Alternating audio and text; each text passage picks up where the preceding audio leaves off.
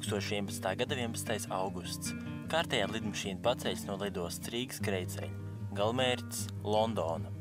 Kāds atgriežas mājās, kāds dodas atpūsties. Lidmašīnā atrodas arī Anna, kura dodas apciemot savu mammu. Viņa vēl nezina, ka apciemojums ieliks uz 5 gadiem.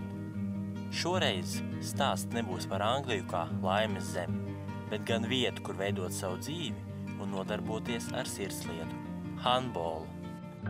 Pabeidzu vidusskolas, nezināju, ko tālāk mācīties, un tētis man mēģināja piespieties uz sporta akadēmiju, jo es spēlēju handbolu, bet tas man vairāk ir kā hobijs, nevis ko es gribētu darīt visu savu mūžu, un es izdomāju pamēģināt atbraukt pie mammas ciemos, un pēc ciemošanās izvērtās līdz 5 gadiem. Man ļoti patīk, es bez tā nevaru dzīvot, bet es arī negribu būt kā mans galvenais dzīves mērķis nav handbols. Rokas bumbu Anna spēlē kopš 13 gadu vecuma. Latvijā spēlējusi Rīgas un Stopiņu komandās. Pabeidzot vidusskolu, Anna nebija izlēmusi, kur turpināt mācīties. Tomēr brauciens uz Angliju ieveda jaunā nākotnes ceļā. Viens neticēs, bet, kad es sāku spēlēt handbolu, man bija bail no bumbas. Jā, man vienmēr ir bijis bail, un arī tagad man vienmēr treneris saka, ka es varu atsciet, ka bumba lido.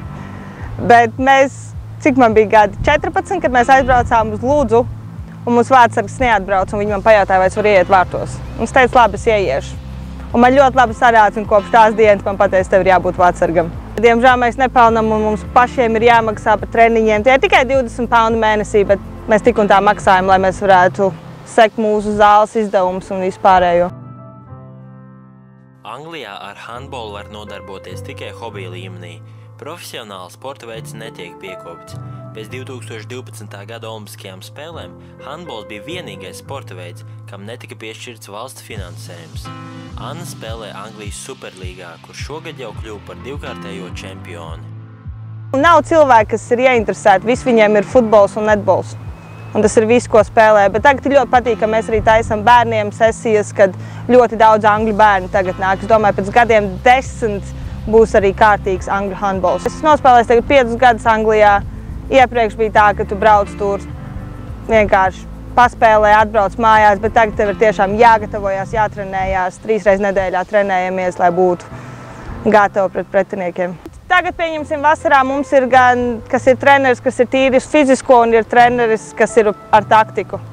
Un tā fiziskais tagad vasarā mums ir arī izdota tā kā programma, kas mums pašiem mājās ir jāizdara. Kurš ko dara, tas ir atkarīgs no mums, bet kā treneris pateica, jūs zinat, ka ir jāskrien. Ja tu nevarēsi paskriet, tu nespēlēsi. Un kā tev veicās programma? Nu, nosacīti. Tā kā es esmu vārdsargs, man nav daudz jāskrien. Pēdējo reizi Latvijas izlases sastāvā Anna spēlēja 2012. gadā Eiropas handbola federācijas kausa izcīņā. Turnīra noslēgumā Anglijā dzīvojošā latviete tika iekļauta simboliskajā izlasē. Kopš tās reizes Annai nav bijusi iespēja pārstāvēt Latvijas izlases. 2 gadus atpakaļ man izlases treneri uzrakstīja viņi man prasīja, kā tu spēlē. Es jums teicu, jums var aizsūtīt dažādus video, kur ir manas spēles. Viņi pastījās un viņi izreikināja, cik daudz viņiem vajadzētu naudu, lai man nopirktu biļetes no šejienes, atpakaļ uz Latviju, lai es būtu ar komandu kopā, lai man būtu nometne. Pēc tam biļetes, neatceros, uz Grieķiju, man liekas, viņi brauc. Ka bija jābrauc uz Grieķiju, pēc tam no Grieķijas apakaļ uz Londonu, viņi man teica piedod, bet Latvija to nevar atļauties. Varbūt treneri negribēja pateikt mums, neesam apmierināti, kā tu spēlē šeit. Viņi man atbildēja, ka federācija to nevar atļauties. Un arī tos 4 gadus atpakaļ, kad es spēlēju, man bija jānopērk biļeti uz Latviju, un pēc tam bija jāiet diezgan ilgam procesam cauri, lai es dabūtu apakaļ no naudu, ko es samaksāju par biļetēm. Bet, ja tā pavisam godīgi, es būtu gatavs samaksāt savas biļetes, lai palīdzētu Latvijas komandai. Bet, tas, protams, ir atkarīgs no treneriem un federācijas, vai viņi vēlas to vai nē. Anna ārpus Latvijas dzīvo jau 5 gadus un neplāno atgriezties dzimtenē. Savu dzīvi meitene veido Anglijā, strādājot, mācoties un spēlējot handbolu. Sirdī Anna vienmēr būs latviete, un to viņai neviens nespēs atņemt.